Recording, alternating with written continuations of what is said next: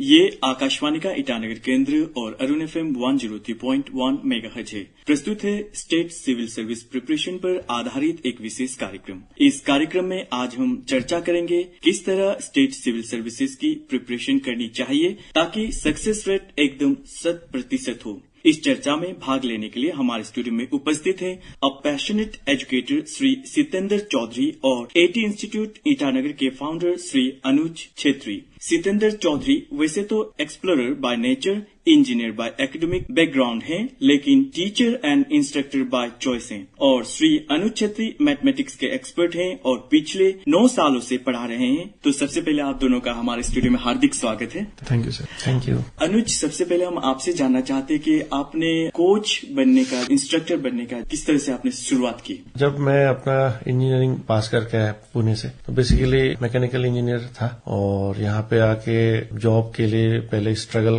करने का मेरा शुरू हो गया। फिर धीरे धीरे पता चला कि अच्छा, इसमें एक नॉन टेक्निकल पार्ट भी होता है, क्योंकि हम लोग जब नॉर्मली पास आउट होके आते हैं तो बच्चों को पता ही नहीं चलता है कि जो आगे क्या करना है, मतलब जॉब का क्या क्या सब्जेक्ट्स होता है, इवन किस टाइप का जॉब एग्जाम होता है वो भी मालूम नहीं। ओवरऑल इतना ही मालूम था कि बैंक एग्जाम होता है, रेलवे का कुछ होता है, सिविल सर्विस होता है। तो फिर जब आया स्टेट में तो फिर यहाँ पे देखा गया कि यहाँ पे आपका clerical exams, UDC, LDC department exams होता है। देन अगेन बोर्ड भी, कमीशन भी कंडक्ट कराता है। हालांकि उस समय में एपीएसएस भी फॉर्म नहीं हुआ था। तो धीरे धीरे पता चलने लगा कि उसमें फिर सब्जेक्ट्स क्या क्या होता है। तो मैथ्स, इंग्लिश, जीके, जीएस, ये मतलब आपका as a whole general awareness भी बोल सकते हैं। तो ये सारा चीज में फिर मेरा खुद का इंटरेस्ट मैथ्स में मतलब बचपन से ही था। बाकी सब्जेक्ट में मेरा मार्क्स अच्छा नहीं होता था, लेकिन मैथ्स मेरा एकदम फेवरेट सब्जेक्ट रहा। तो उस हिसाब से चलते चलते फिर जब देखा कॉम्पिटिटिव एग्जाम्स का क्वेश्चन पेपर्स, तो वहां पे पता चलने लगे मतलब ये मेरा माई कप ऑफ टी बोल के जी। और सबसे स्टार्टिंग तो मैंने ऐसे बच्चों को ट्यूशन करवा के स्टार्ट किया था घर पे। देन मैंने 1-2 रिज्यूम डाला इधर उधर कोचिंग इंस्टीट्यूट्स में, तो वहां से मुझे कॉल आया तो मैंने स्टार्ट किया। मेरा सबसे पहला बैच में सिर्फ 2 स्टूडेंट था, वहां से स्टार्ट किया मैंने। तो धीरे धीरे वो मेरा स्ट्रक्चर बनते गया और तो एक से एक बढ़ते बढ़ते तो इस टाइप से मेरा करियर स्टार्ट हुआ। लेकिन मैंने इसको एज ए प्रोफेशन शुरू में कभी नहीं देखा था। मैं सोचा था पार्ट टाइम टीचिंग करूंगा, लेकिन कभी टीचिंग छोड़ा ही नहीं मैंने। तो वो मेरा एक पैशन बनते गया। तो ऐसे करते करते मैं मैथ्स टीचर बन गया। सितेंद्र जी, आपसे भी जानना चाहते हैं कि आपकी शिक्षक बनने की जो जर्नी है कैसे शुरू हुई? जी सर, मुझे टू बी ऑनेस्ट ऐसा लगता है कि शायद मेरी डेस्टिनी में था ही टीचर बनना, क्योंकि when I was in school तब भी मैं बच्चों को ट्यूशन पढ़ाने में बहुत मजा लेता था। Even because I was topper through out my school journey, तो अपनी ही क्लास के स्टूडेंट्स को मैं पढ़ाया भी करता था जो वीक होते थे। मेरे घर पे इवन ट्यूशन भी पढ़ने आते थे। तो मेरे को तो वहां पे से पढ़ाने का लाइक शुरुआत से ही ऐसा था, और वो एक अंदर एक वो पर्सनैलिटी आपकी डेवलप हो जाती है टू एक्सप्लेन एनी टॉपिक। तो मुझे शुरू से ही लगता था कि मैं कॉम्प्लेक्स टॉपिक्स को ईजी तरीके से एक्सप्लेन कर सकता हूँ in a form of story telling. फिर कॉलेज में इंजीनियरिंग हमने किया, फिर उसके बाद 2-3 साल जॉब भी किया। बट वो एक इनहेरेंट पर्सनैलिटी आपका ट्रेट होता है to explain things and the story telling. तो कुछ साल मैंने जॉब किया। देन आई थॉट के चलो यूपीएससी सिविल सर्विसेज की तैयारी करते हैं, बिकॉज मुझे लगा था कि सोसाइटी को सर्व करने का और अपने ड्रीम्स को अचीव करने का शायद ये बहुत बेटर करियर ऑप्शन हो सकता है। Then I went to Delhi. 2012 में दिल्ली में गया था कोचिंग करने के लिए। 2 साल मैंने कोचिंग किया। 2014 में मैंने पहला इंटरव्यू दिया अपना यूपीएससी सिविल सर्विसेज का, and I was short only of 36 marks. तो थोड़ा सा हार्ट फेल्ट उस टाइम हुआ है थोड़ा, बट कोई बात नहीं, it's a part of the process. Then next year जो है वो मैंने मेंस दिया। उस टाइम पे एक ऐसा पोजीशन आ जाता है कि आपको लगता है चलो ये तो साथ के साथ चलता ही रहेगा, और अपना जो टीचिंग का एक पैशन है वो भी मैं थोड़ा परस्यू करता हूँ साथ के साथ। तो हमारे एक सर थे जहां से मैंने कोचिंग किया था, तो उन्होंने मुझे कहा कि तुम पढ़ा सकते हो, अगर तुम टाइम निकाल सकते हो थोड़ा अपनी प्रिपरेशन से थोड़ा निकाल लो। तो फिर वहां से जर्नी स्टार्ट हुआ। फिर उसके बाद ऑल ओवर इंडिया ट्रेवल किया, अलग अलग इंस्टीट्यूट के साथ जुड़ के टीचिंग करना, मतलब मुंबई, हैदराबाद से लेके श्रीनगर, और फिर यहाँ इसी पूरी प्रोसेस में जुड़ना हुआ 8 इंस्टीट्यूट से, और अनुज सर से जुड़ना हुआ।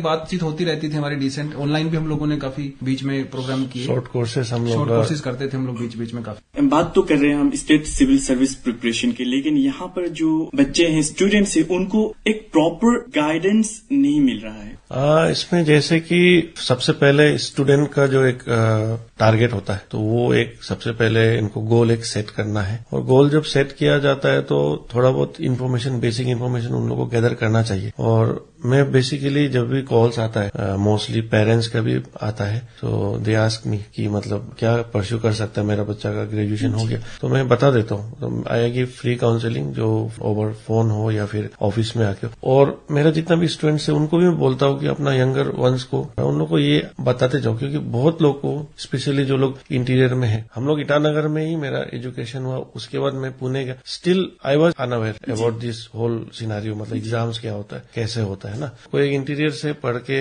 आता है सडनली ईटानगर में, उसको तो और नॉलेज कम रहता है। तो जितना हो सकता है हम लोग ट्राई करता है कि आप लोग को बताया जाए कि क्या क्या सब्जेक्ट्स होता है, किस टाइप का एग्जाम्स होता है, एंड वेबसाइट में तो सारा चीज दिया होता है। और जैसे कि 2020 से अभी न्यू पैटर्न जो यूपीएससी का स्टाइल में आ गया है, और इवन एपीएसएसबी का भी बात करेगा जो क्लरिकल एग्जाम्स कंडक्ट कराता है Arunachal Pradesh staff selection board, तो उनका भी जो पैटर्न है धीरे धीरे चेंज होकर एसएससी टाइप का हो गया। अभी 4 सब्जेक्ट आता है, पहले 3 सब्जेक्ट होता था, general awareness, English and maths, अभी रीजनिंग भी डाल दिया जो जनरल इंटेलिजेंस, और फॉर्मेट भी पूरा वैसे कर दिया 100 क्वेश्चंस वाला। तो धीरे धीरे क्या कर रहा है, स्टेट भी एडप्ट कर रहा है सेंट्रल वाला जो स्टाइल है ना, जैसे यूपीएससी स्टाइल में आ गया आपका इसका एपीपीएससीसी का, एपीएसएसबी का एसएससी स्टाइल में आ गया। तो ये तो एक अपना इवोल्यूशन है। इस बारे में आपका क्या ख्याल है? जब हम लोग स्टेट की बात करते हैं, सिविल सर्विसेज की बात करते हैं, इंडिया में हर स्टेट में वो अलग होता है, अपना अपना पैटर्न होता है, लेकिन उसके अंदर जो क्वालिटी ऑफ क्वेश्चंस हैं और जो क्वालिटी ऑफ कंटेंट है वो इतना नहीं रह पा रहा था। उसकी वजह से ऐसा कुछ रियलाइज किया स्टेट्स ने कि जो यहाँ से सिविल सर्वेंट्स आ रहे हैं वो यूपीएससी, क्योंकि अल्टीमेटली आपको उनके साथ ही काम करना है, जो आईएएस यूपीएससी के थ्रू बन के आ रहा है या जो स्टेट से जा रहे हैं, अल्टीमेटली एक पॉइंट पे जाके उनको एक साथ में ही काम करना है। तो उनकी जो ट्रेनिंग प्रोसेस है वो वहीं से शुरू हो जाती है, from the preparation level actually. तो एक टाइम के बाद ये रियलाइज किया गया कि ऑल इंडिया में जितने स्टेट्स हैं या जो यूनियन जो पब्लिक सर्विस कमीशन है, इनको एक तरह से अलाइन किया जाए ताकि क्वालिटी वाइज भी जो है वो हम लोग उसको मेंटेन कर पाए through out the territory of India. तो धीरे धीरे स्टेट्स ने अडॉप्ट करना शुरू किया यूपीएससी के पैटर्न को, और लास्ट टाइम से जो है अरुणाचल ने भी उसको पैटर्न को फॉलो करना शुरू किया है। तो इससे एक ना यूनिफॉर्मिटी बनी रहती है। अब एक स्टूडेंट वो अरुणाचल का एग्जाम देता है, अब उसको यूपीएससी का तैयारी भी करना है, उसको लगता है चलो पढ़ने वाला बच्चा तो को लगता है कि चलो मैं वो एग्जाम भी दे देता हूँ। बच्चा यूपीएससी की तैयारी करता है, वो फिर अरुणाचल सर्विसेज के लिए तैयारी नहीं कर पा रहा है क्योंकि उसका पैटर्न ही अलग हो गया।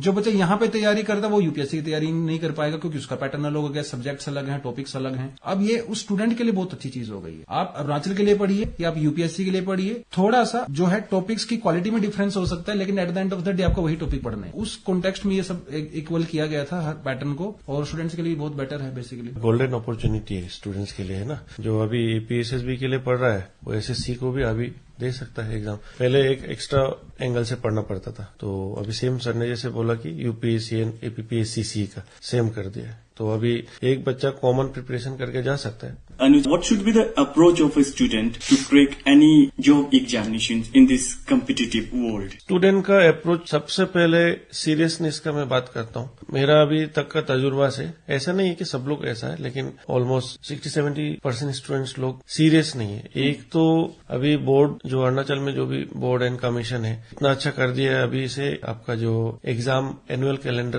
पहले ही दे देता है, तो बच्चों लोग फिर नोटिस के लिए वेट करता है। वो नहीं करना चाहिए। जब एग्जाम कैलेंडर दे दिया, आपको मालूम है कि ये डेट में एग्जाम्स होगा, तो क्यों ना आप स्टार्टिंग से प्रिपेयर करें। लास्ट मोमेंट में पढ़ने के लिए आएगा तब तो कोचिंग खत्म होते होते मतलब उन लोग का एग्जाम आ जाता है, जबकि आपको 2-3 मंथ तो रिवीजन में देना चाहिए।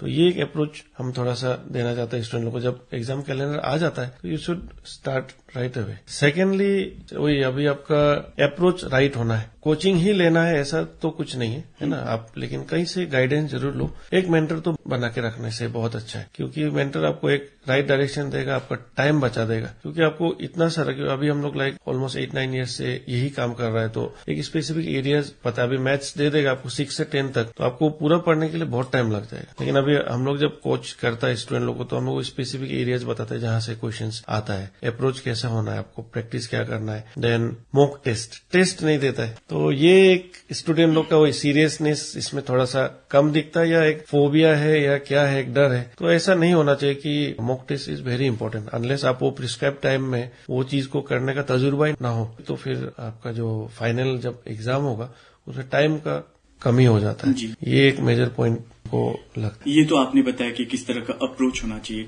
अभी आपने ये भी कहा कि कोई जरूरी नहीं कि आप कोचिंग इंस्टीट्यूट में जाएं, लेकिन कोचिंग इंस्टीट्यूट का जो इम्पोर्टेंस है उसका भी इम्पोर्टेंस अलग से है। तो सर आप कुछ कहेंगे? सर देखिए, फिर वही बात आएगी ना, अगर आप बीमार होते हो तो फिर आप डॉक्टर के पास जाओगे, क्योंकि डॉक्टर एक्सपर्ट है, उसने इसका पढ़ाई किया, उसको एक्सपीरियंस है। तो आप चाहे विराट कोहली की बात कर लें या रोजर फेडरर की बात कर लें, सचिन तेंदुलकर की बात कर लें, अपने लेवल पे टॉप है अपने स्पोर्ट्स में अपनी जगह पे, फिर भी उनका कोच रहा है। तो कोच का रोल सिर्फ ये भी नहीं होता कि वो आपको सिर्फ एक फैक्चुअल तरह से प्रेपरेशन कराए। कोच एक्चुअली उस प्रेपरेशन से ऊपर भी होता है। कोच आपको एज अ पर्सनैलिटी होल आपको कोच करता है। आपको पढ़ाई के अलावा और भी इश्यूज होते हैं बच्चों को, किसी का टाइम मैनेजमेंट नहीं हो रहा है, कुछ और पर्सनल इश्यूज होते हैं, वो कई बार बच्चों को एकदम से, और बच्चे इतना सारा सिलेबस देकर ओवरवेल्म हो जाते हैं, डिमोटिवेट हो जाते हैं, क्योंकि वो कई साल से उसने अच्छे से पढ़ाई किया नहीं है, अचानक से उसको पढ़ाई करना हो गया, तो इतना सिलेबस देख के वो बच्चा घबरा जाता है। और कोच इन सब चीजों में भी हेल्प करता है आपका। पढ़ाई वाला तो एक एंगल हो गया कोच का, उसके अलावा बाकी बहुत सारी चीजें कोच कर। तो कोचिंग इंस्टीट्यूशन सिर्फ इसलिए नहीं है कि आप यहाँ पे आप सिलेबस खत्म करेंगे, वो तो उसका पार्ट है ही। उसके अलावा जो आपका टाइम सेव होता है, अब एक स्टूडेंट खुद ही सब कुछ रिसर्च करने लगेगा, खुद ही यार कुछ पढ़ना है, तो उसके लिए तो फिर इसको बहुत टाइम लग जाएगा। यहाँ पे विंडो बहुत छोटा होता है एग्जाम के बीच में और नोटिफिकेशन के बीच में, तो उस 3-3.5 महीने की विंडो में आपको सिलेबस भी कवर करना है, टेस्ट सीरीज भी लगाना है, सब चीजें करनी रहती है। तो इट्स बेटर के हम लोग किसी एक्सपर्ट के पास जाएं, और बिकॉज उन्होंने ये काम बहुत बार किया हुआ है, तो दे नो द थिंग, तो वो एक आपका टाइम सेव हो जाता है और आपको एक गाइडलाइंस मिल जाती है। कभी कभी नोटिफिकेशन आता है, अगर आप सिविल सर्विसेज की बात करें अरुणाचल की, 3-4 साल 5 साल बाद नोटिस आता है, तो फिर आप उसमें ये नहीं कह सकते कि अरे चलो इसको मैं खुद से करके देखूंगा, क्योंकि फिर यू नेवर नो कब नोटिफिकेशन आएगा। तो इट्स बेटर कि अपना टाइम सेव करो, आप एक्सपर्ट के पास जाओ। गाइडेंस तो वैसे भी लेना चाहिए। हाँ, अगर आपकी फैमिली में कोई ऐसा है, आपका बहुत क्लोज फ्रेंड ऐसे हैं कोई जो आपको गाइड कर सकते हैं पर्सनल लेवल पे जाके, फिर आप ना भी जाओ तो कोई ऐसा इशू नहीं है। तो कोचिंग इंस्टीट्यूशन को उस कॉन्टेक्स्ट में देखने की बजाय as a guide, as a mentor और एज अ कोच के रूप में देखें, वो ज्यादा बेटर है basically. Being so much of experience and expertise in your subject, you chose to coach and share your knowledge in Arunachal Pradesh. Is there any specific reason for that? Specific reason मतलब ऐसे इसके ना 2-3 तरह के reason हो सकते हैं। जो मैं एक्सप्लोर कर रहा था, I was teaching all over India, तो मैं फ्रीलांसिंग बहुत ज्यादा करता था उस टाइम पे। तो इनसे मिलना हुआ, अनुज सर से मिलना हुआ, और जब मैं यहाँ पे पहली बार आया तो मैंने कई सारी चीजें रियलाइज करी। अब शायद वो चीजें थोड़ी बेटर हो चुकी हैं इंफ्रास्ट्रक्चर वाइज। ईटानगर से थोड़ा सा बाहर जाओगे ना, वहां बच्चों के पास बिल्कुल भी फैसिलिटी नहीं है। बच्चों को ईटानगर आना पड़ता है, क्योंकि वहां पे इंटरनेट अब तो शायद हो भी गया होगा, यू नेवर नो, बट उस टाइम पे बच्चा यहाँ से अगर 15 किलोमीटर दूर है ना ईटानगर, कहीं रिमोट एरिया में थोड़ा रह रहा है, उसके पास कोई सुविधा नहीं है। उस स्टूडेंट को यहाँ पे आना है, और मतलब यहाँ पे जो स्टूडेंट्स मोटिवेटेड तो है, उनको करना है, लेकिन वो विजन नहीं है प्रॉपर, उनको कैसे करना है, प्लानिंग कैसे करनी है। मोटिवेटेड है क्योंकि नौकरी तो सबको चाहिए, अल्टीमेटली करियर सबको बनाना है, कुछ का ड्रीम्स होता है लोगों का। तो जब मैं यहाँ पे आया तो मैंने ये सारी चीजें देखी कि यहाँ पे इंफ्रास्ट्रक्चर की कमी है, बच्चे करना चाहते हैं लेकिन उनके पास करने के लिए कुछ उनको ऐसा पॉइंट नहीं मिल रहा है जहां पे वो अपने आप को लाइक एंकर कर सकें। तो वो चीज मैंने रियलाइज की। और इवन उसके बाद जब कोविड हुआ, कोविड के टाइम में जब चीजें बंद हो गई थी, we were the first one in Itanagar कि हम लोगों ने ऑनलाइन शुरू किया। और वो जब डिजिटल वर्ल्ड से बच्चे पहली बार ईटानगर में इंट्रोड्यूस हुए, उससे पहले यहाँ पे ये कॉन्सेप्ट था ही नहीं कि बच्चे ऑनलाइन भी पढ़ सकते हैं, यूट्यूब से वीडियोस भी देख सकते हैं, वो भी लाइव। हम लोगों ने लाइव क्लास किया पहली बार लॉकडाउन के टाइम। बच्चे क्लास में लाइव आते थे, डाउट्स पूछते थे, क्लास में उनको पढ़ाते थे। उस टाइम पे मुझे ऐसा रियलाइज हुआ कि इनको चीजें मिल नहीं रही थी बच्चों को पहले, वो कुछ साधनों की कमी की वजह से। तो वो एक ऐसा कॉर्नर मैन से भी कभी कभी बात करता था, यार यहाँ के बच्चों करना बहुत कुछ चाहते हैं, पोटेंशियल बहुत है, लेकिन इनको हम लोग चीजें प्रोवाइड करवा सकते हैं वो चीजें। और वो फिर बीच में हम लोगों ने छोटे छोटे कोच, जब भी चीजें रिक्वायरमेंट हुई, हम लोगों ने ऑनलाइन बहुत काम किया। और अब नोटिफिकेशन कई साल के बाद आया है, तो अनुज सर ने कहा कि सर अब तो आप ही साहब को आइए यहाँ पे। स्टूडेंट्स वर ऑल्सो आस्किंग कि आप यहाँ पे आके पढ़ाइए ऑफलाइन भी। तो फाइनली अब लोग आए हैं, but it's better this time actually. Students को जो डिजिटल एजुकेशन को लेके जो पहले फोबिया सा था, क्योंकि नया चीज होता है ना, तो थोड़ा नई चीज से आदमी को थोड़ा स्केप्टिकल, थोड़ा डाउटफुल होता ही है। अब बच्चों के माइंड में क्लियर है कि ऑनलाइन भी पढ़ा जा सकता है। अब ऑफलाइन और ऑनलाइन में कोई ज्यादा डिफरेंस रहा नहीं। आप टीचर के साथ इंटरेक्ट कर सकते हो, डाउट पूछ सकते हो, आपका एक्सप्लेनेशन बहुत अच्छी मिलती है। इवन ऑनलाइन में बहुत सारी चीजें बेटर भी होती हैं, क्योंकि आप ऑनलाइन में फ्लेक्सिबल होती हैं चीजें। आप कोई रिकॉर्डेड क्लासेस मिल जाती हैं, आप लेक्चर को मान लो सुबह नहीं देख पाए, आप इवनिंग में उसको एक्सेस कर लीजिए। अब ये एक एटीट्यूड चेंज बेसिकली बच्चों का जो हुआ है चीजों को लेके, तो अब बच्चे मुझे लगता है बेटर पोजीशन में है पहले से। जी, अभी आपने एक वर्ड यूज किया फोबिया। तो जब फोबिया की बात करते हैं तो अनुज आपसे पूछना चाहते हैं कि जब अरुणाचल प्रदेश के स्टूडेंट्स की बात करते हैं तो एक फोबिया है मैथमेटिक्स फोबिया, और आप मैथमेटिक्स पढ़ाते हैं, तो किस तरह के अप्रोच होना चाहिए ताकि ये जो मैथमेटिक्स का डर है स्टूडेंट के दिलो दिमाग से हट जाना चाहिए और उन्हें बहुत ही लाइवली लाना चाहिए? ये जो है मैथ्स का phobia, specially arts students and commerce students को हम मतलब मैंने जो जो रियलाइज किया है, एक्सपीरियंस किया है, उसमें ऐसा है कि इन लोगों ने 10th के बाद मैथ से भागा, लेकिन अब जाके क्या हो गया कि फाइनली जॉब में फिर से मैथ्स चाहिए। तो उन लोगों को ऑलरेडी उस समय में मे भी उन लोगों ने सीरियसली नहीं लिया या प्रॉपर मेंटरशिप नहीं हुआ या जो भी रीजन हो सकता है। तो उस समय में एक उन लोगों का था कि मैथ्स हार्ड है, वो माइंड में बैठ गया, वो अभी आके निकल रहा है। ज्यादातर स्टूडेंट हमको वही बोलता है कि सर मैथ्स में ही हमको तकलीफ है, लेकिन मैथ्स हम बोलेंगे कि सबसे सिंपल सब्जेक्ट मैथ्स है, 2+2 4 होता है। लेकिन जबकि सिद्धेंद्र सर का हो गया आपका ज्योग्राफी या फिर कुछ में ऐसा पॉलिटिकल हो, उसे 2+2 5 या 6 भी हो सकता है, सब्जेक्टिविटी है वहाँ। हाँ, तो हम तो बोलेंगे मैथ सबसे इजी है, खाली स्टूडेंट का अप्रोच सही होना है। एक तो बाकी सब्जेक्ट्स थियोरेटिकल जो होता है उसको पढ़ के याद कर दिया जाता है, लेकिन मैथ जो है वो प्रैक्टिस है। इसीलिए हम लोग स्कूल में भी था ना एक्सरसाइज 1.2। एक्सरसाइज मतलब क्या है, डू अगेन एंड अगेन, बार बार करते रहो। तो वही आपका ब्रेन डेवलपमेंट होना पड़ेगा उसके लिए। तो आप अगर प्रैक्टिस नहीं करेगा, बस चलो एक बार सीख लेता है फिर छोड़ देता है और वो भूल जाता है। तो हम ये बोलता है कि practice is only the sole reason ना, जिसके लिए मैथ्स में उन लोग कम मार्क्स ला सकता है। और दूसरा है फॉर्मूला याद करना पड़ेगा, ये एक मेन पार्ट है। तीसरा, अभी का जो यहाँ पे अरुणाचल में जो लेवल में चल रहा है एनसीईआरटी, स्टिक टू एनसीईआरटी। आपको शॉर्टकट्स वगैरह कुछ करने की जरूरत नहीं। आप एग्जाम में देखिए लास्ट 10 पेपर्स उठा के देखो, मुश्किल से आप मतलब 2 या 3% क्वेश्चन में सिर्फ शॉर्टकट्स यूज कर सकेगा, वो भी नॉर्मली तो हो ही जाता है। और ऐसे भी ऑप्शन दिया है तो थोड़ा बहुत तो लेमन जुगाड़ हो ही जाता है ये सब। तो मेरा हिसाब से एनसीईआरटी को आप लोग स्टिक रहिए। एंड एनसीईआरटी में और एक चीज है जो बहुत लोग नेग्लेक्ट करता है, लाइक थियरम्स एंड जो इंट्रोडक्शन में छोटा छोटा कुछ कुछ डेफिनेशन दिया होता है, जैसे पॉलिनोमियल के ऐसे कुछ कुछ लिखा होता है, जो कि सॉल्विंग के समय वो कोई जरूरत नहीं होता है, लेकिन कभी कभी एग्जाम में 1 वर्ड वाला ऐसा एमसीक्यू आ जाता है जो थियोरेटिकल भी पूछा जाता है। तो उसमें आप 2 मार्क्स लॉस कर रहे हैं। देखो एक छोटा सा उसके लिए तो रीडिंग भी कीजिए, लेकिन मेरा हिसाब से वो सबसे लास्ट में रखना वो पार्ट को। एंड प्रीवियस पेपर सॉल्विंग, बहुत बार देखा गया है कि प्रीवियस क्वेश्चंस रिपीट हुआ है। सेम रिपीट नहीं होने से भी नंबर चेंज होके या थोड़ा सा कुछ सेंटेंस चेंज होके, लेकिन ओवरऑल देखने से वो सेम चीज ही पूछा है। लाइक रेशियो का पूछा है, रेशियो ही है, एवरेज पूछा तो एवरेज है। तो इस टाइप का आप लोग एक अप्रोच रख सकते। अनुज, मैंने पर्सनली बहुत सारे कैंडिडेट्स को बोलते हुए सुना है, डिस्कस इस तरह के जो कॉम्पिटिटिव एग्जामिनेशन में मैथमेटिक्स नहीं होता तो ठीक होता।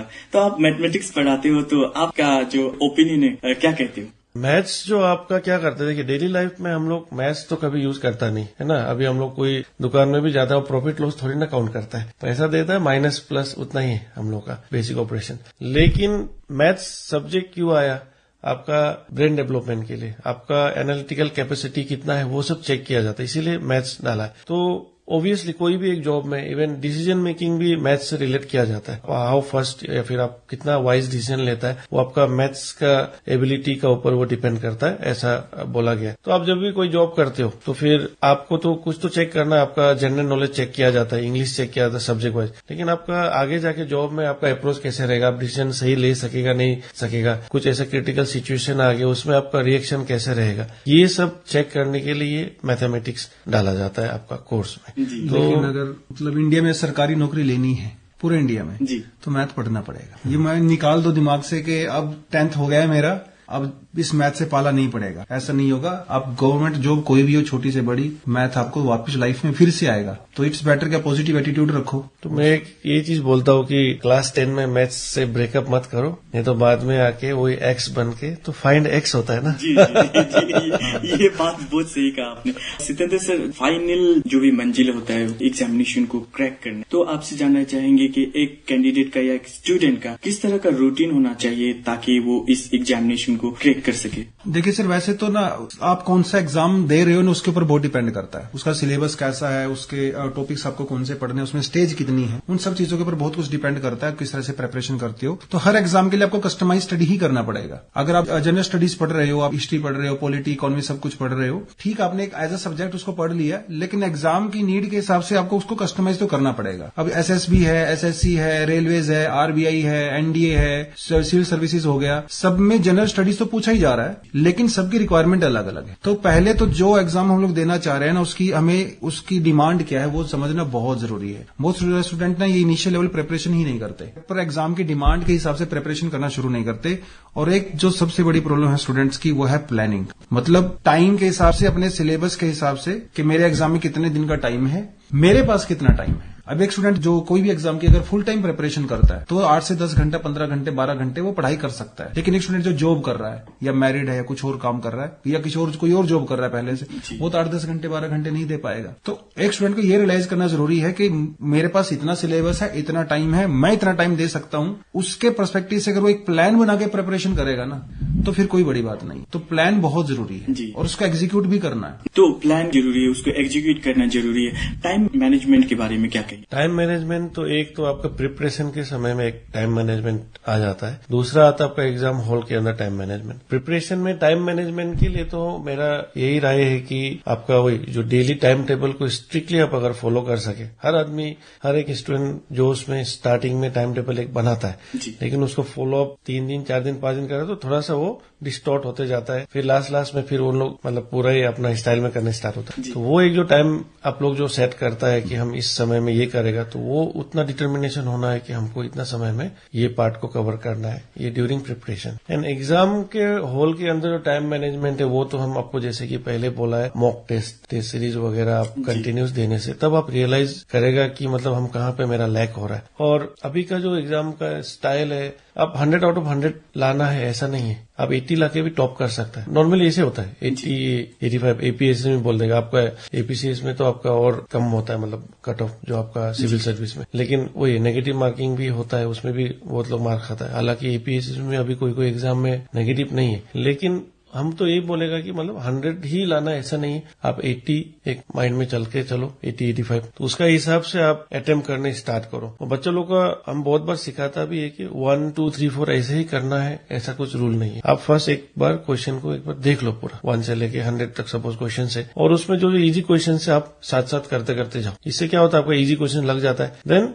नेक्स्ट में आप आओ, नेक्स्ट राउंड में मीडियम वाला करो और आप हार्ड को कुछ तो मार्क करके जाइए ताकि आप हार्ड को टच नहीं करेगा। लास्ट राउंड में हार्ड की तो क्या होता है, अगर एग्जाम के बीच में आपका टाइम खत्म भी हो जाता है, हार्ड वाला का टाइम वेस्ट हो जाता है। ना कि ऐसा हो कि अरे लास्ट का 5 क्वेश्चन तो इतना आसान था लेकिन हम पहुंच ही नहीं पाए, वो ज्यादा खराब फील देता है। तो रिस्पेक्टिव सब्जेक्ट वो तो इम्पोर्टेंट है ही है, लेकिन करंट अफेयर्स वो भी बहुत इम्पोर्टेंट। लेकिन करंट अफेयर को लेके भी बहुत फोबिया है स्टूडेंट्स में। इसका एक बहुत बड़ा रीजन ये है कि जैसे हमारे पास बुक्स होती हैं दूसरे सब्जेक्ट्स की, करंट अफेयर की कोई बुक नहीं होती है। करंट अफेयर को आप अलग अलग सोर्सेज से कलेक्ट करके करंट अफेयर पढ़ते हो। लेकिन ये सिनेरियो कुछ साल पहले तक था। अब क्या, जो इंस्टीट्यूशंस हैं, ऑर्गेनाइजेशंस हैं, इनकी भी एक प्रॉपर टीम है इनके पास, और ये लोग सारा करंट अफेयर कंपाइल करके एक जगह पे देते हैं। तो बच्चों का भी ना काफी मेहनत जो है कम हो गया। लेकिन करंट अफेयर वास्ट तो है, आपको साल भर का करंट अफेयर पढ़ना है। अब उसमें आपको इकोनॉमी का करंट अफेयर भी पढ़ना है, उसमें आपको ज्योग्राफी भी पढ़ना है, सब कुछ पढ़ना है। लेकिन स्टूडेंट ये करंट अफेयर को करंट अफेयर समझ के चलते हैं अलग से, वो अप्रोच गलत है। आप जब तक स्टैटिक पोर्शन आप नहीं पढ़ोगे, स्टैटिक पोर्शन की जब तक आपको अंडरस्टैंडिंग नहीं होगी, करंट अफेयर आपको नहीं समझ में आएगा और ना ही आप करंट अफेयर को याद कर पाओगे। क्योंकि करंट अफेयर तो एक फैक्ट है जो कि एक स्टोरी पे बेस्ड है, जो एक प्रीवियस एक अंडरस्टैंडिंग कुछ ऐसा इवेंट हुआ उसके ऊपर बेस्ड है। अब जैसे एक एग्जांपल देता हूं आपको, मान लो कोई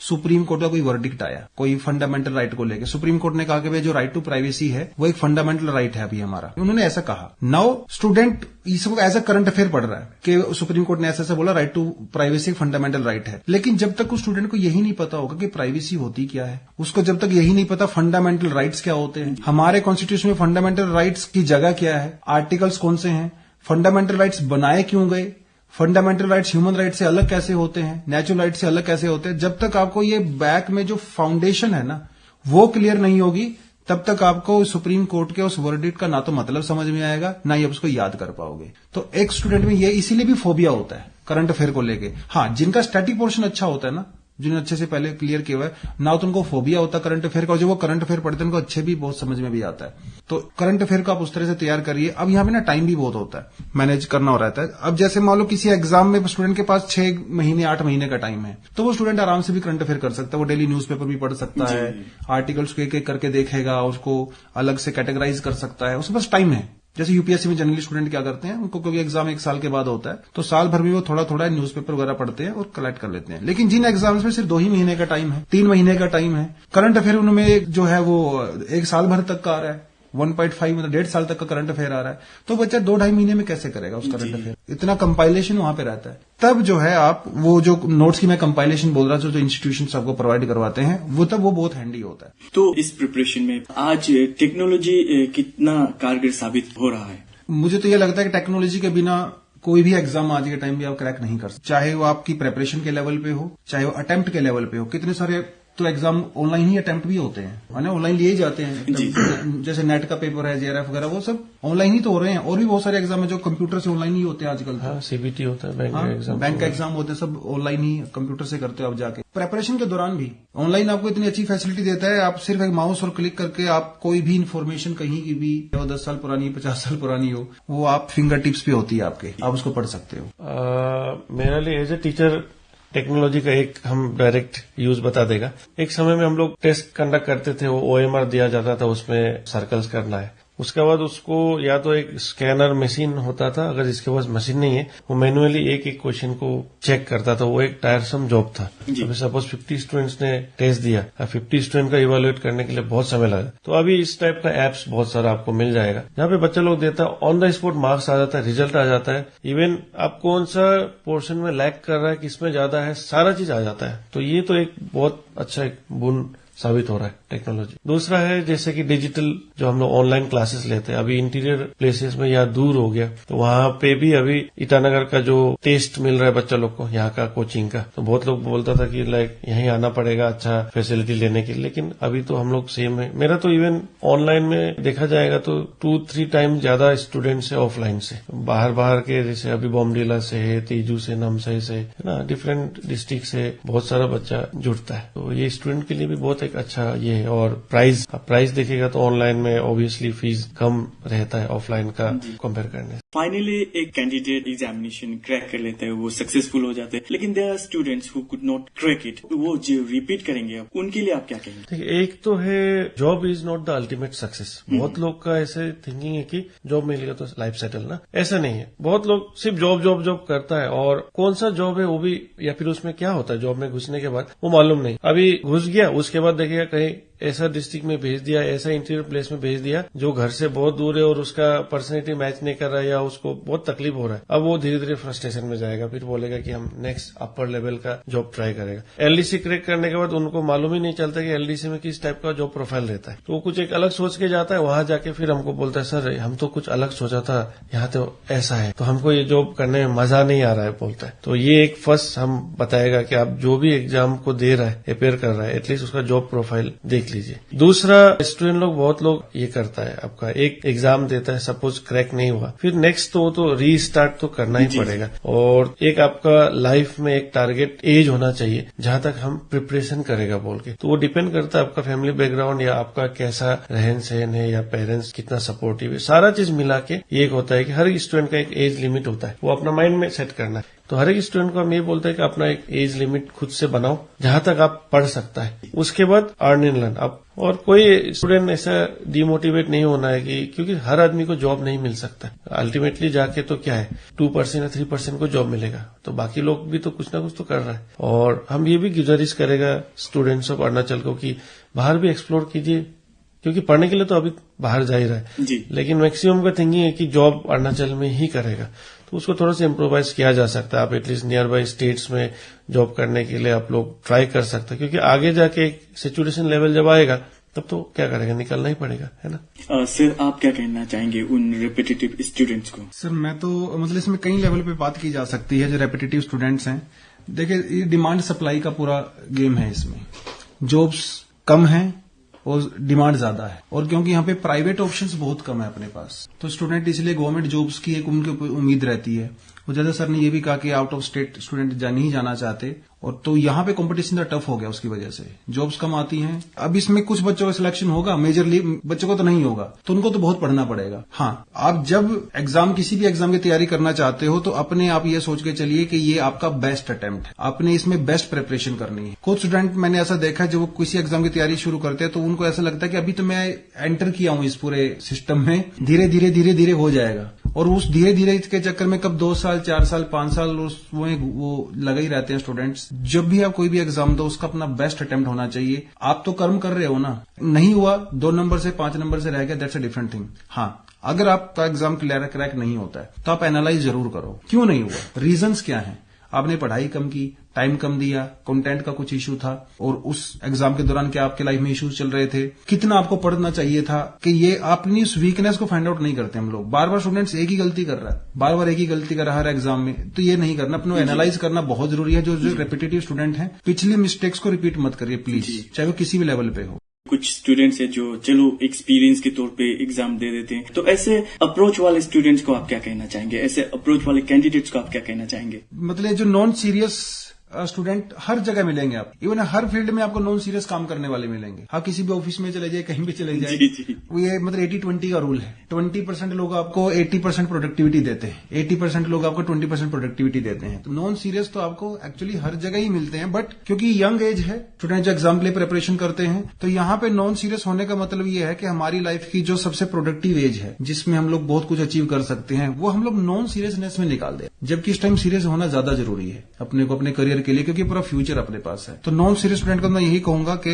अगर आप सीरियस नहीं हो तो ये आपका बहुत जो वैल्यूएबल टाइम है लाइफ का, वो आप वेस्ट मत करिए और उसमें अपना बेस्ट दीजिए। अनुज, आप कुछ ऐड करना चाहेंगे? सर ने जैसे कि कहा ना, बहुत सही तरह से वो पॉइंट को ये किया। बहुत सारा स्टूडेंट्स हमको मिलता है, बोलता है एडमिशन लेते समय भी ये बोलता है कि सर ये तो मेरा फर्स्ट अटेम्प्ट ही है, तो ये एंगल से उन लोग अप्रोच करने आता है। तो ये फर्स्ट अटेम्प्ट में हम सिर्फ देखेगा एग्जाम कैसे होता है, और नेक्स्ट अटेम्प्ट में वो अच्छा से देगा, और हर बैच में मिलता ही है। लेकिन वही अभी वो समय में आप अपना समय, जो वो प्रोडक्टिव ईयर्स आप अपना वेस्ट कर रहा है कि टेस्ट करने में एग्जाम कैसे होता है। तो वो चीज को फर्स्ट से ही अगर सीरियसनेस आ जाएगा, तब जाके एक क्वालिटी प्रोडक्ट निकल के आएगा, और जल्दी निकल के। तो इसके साथ ही जो काउंसलिंग है उसका इम्पोर्टेंस कितना है? हर एक स्टूडेंट को एग्जैक्टली काउंसलिंग, अदरवाइज गाइडेंस बहुत इम्पोर्टेंट है, जो हम लोग भी प्रोवाइड करता है। इवन हम फ्री गाइडेंस कम काउंसलिंग भी कहीं में हमको बुलाया है, पहले भी है ना, सेपा गया था, मैं आलो भी गया था। तो इस टाइप का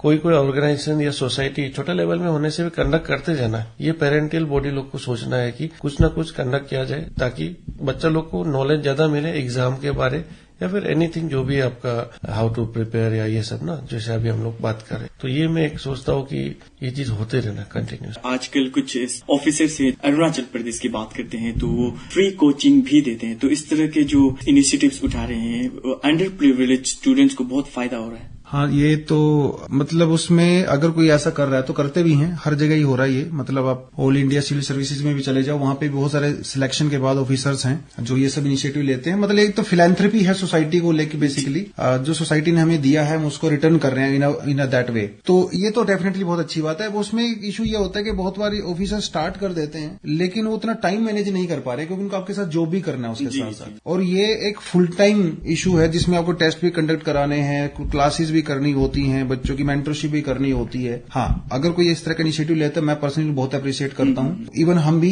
जब स्टूडेंट्स से बात करते हैं तो कई बार स्टूडेंट्स के जेन्युइन कंसर्न्स होते हैं कि हम लोग फीस इतना नहीं दे पाएंगे, और किसी के फैमिली इश्यूज होते हैं। तो ये हम भी समझते हैं कि हाँ भाई, ये स्टूडेंट की जेन्युइन एक इशू है। और डेफिनेटली जो ऑफिसर्स हैं इस मतलब पढ़ाते हैं बच्चों को बाद में गाइडेंस के तौर पे या मेंटरशिप के तौर पे, मुझे तो बहुत पर्सनली बहुत अच्छा लगता है, टू बी ऑनेस्ट। और ऐसे अच्छे लोगों से सोसाइटी चल भी रही है देखा जाए तो। लेकिन एक स्टूडेंट को ये सोचना पड़ेगा कि यहाँ से मुझे गाइडेंस मिल रही है, क्या ये मेरे पूरा एग्जाम क्रैक करवाएंगी, हो सकता है कैसे मेरा, वो समझना पड़ेगा। कई बार ऑफिसर्स सिर्फ गाइडेंस देते हैं, पढ़ाते नहीं है। कई बार पढ़ाते हैं, गाइडेंस का टाइम नहीं है। कई बार पढ़ाते हैं, गाइडेंस देते हैं, लेकिन टेस्ट वगैरह कंडक्ट नहीं करा पाते प्रॉपर वे में जो एग्जाम की रिक्वायरमेंट होती है। तो एक स्टूडेंट को ये देखना पड़ेगा कि आप किस लेवल तक की आपको नीड है चीजों की, और किस लेवल तक आप जा सकते हो, और यहाँ से मुझे किस लेवल तक की चीजें मिल रही है। तो अनुज, आपका जो एक मैजिक बुक है, मुझे मालूम चला, उसके बारे में कुछ जानना चाहते हैं? हाँ, एक्चुअली कहा जाए तो जो ये अरुणाचल में जो लेवल का क्वेश्चंस कट होता है, मतलब ये आपका सेट होता है, तो वो उस लेवल का एग्जैक्ट डेफिनेट बुक नहीं था। वो हम पहले से ही बच्चा लोग पूछता सर क्या बुक पढ़ेगा, तो हम बोलता था एनसीईआरटी पढ़ो ना। लेकिन स्टिल कम्पिटिटिव एंगल से एनसीईआरटी भी पूरा सफिशिएंट तो नहीं है। फिर आप अगर कोई पब्लिकेशन का बुक ले लो तो फिर वो बैंक लेवल तक का या एसएससी लेवल तक का क्वेश्चंस काट देता है। फिर वो बच्चा लोग सॉल्व करते करते इतना हार्ड लग जाता है कि फिर डिमोटिवेट हो जाता है। तो उसके लिए हम एक बुक निकाला था, मेरा वॉल्यूम 1, अभी वॉल्यूम 2 भी निकल गया। तो उसमें ऐसा है कि क्वेश्चन सेट्स है वहां पे, और वहां पे आंसर्स भी है, और आंसर के ऊपर एक कीवर्ड स्कैनर दिया हुआ है। उसको स्कैन करने से वीडियो प्ले हो जाता है, जिसमें हम वही आंसर्स को समझा रहा है। तो क्या होता है कि बुक पढ़ के, मैथ्स तो ऐसा है, तो थियोरेटिकल नहीं है, तो पढ़ के देख के पता नहीं चल रहा है कि वो 2 कहां से गायब हो गया या क्या। तो वो सब का लिए एक कॉमन सोल्यूशन हो गया कि वीडियो सीधा आ गया। दूसरा है एनी टाइम बच्चा लोग डाउट पूछ सकता है, मेरा वहां पे नंबर्स भी दिया हुआ है, तो जो मेरा बुक परचेज किया कुछ डाउट होने से सीधा हमको ये करता है।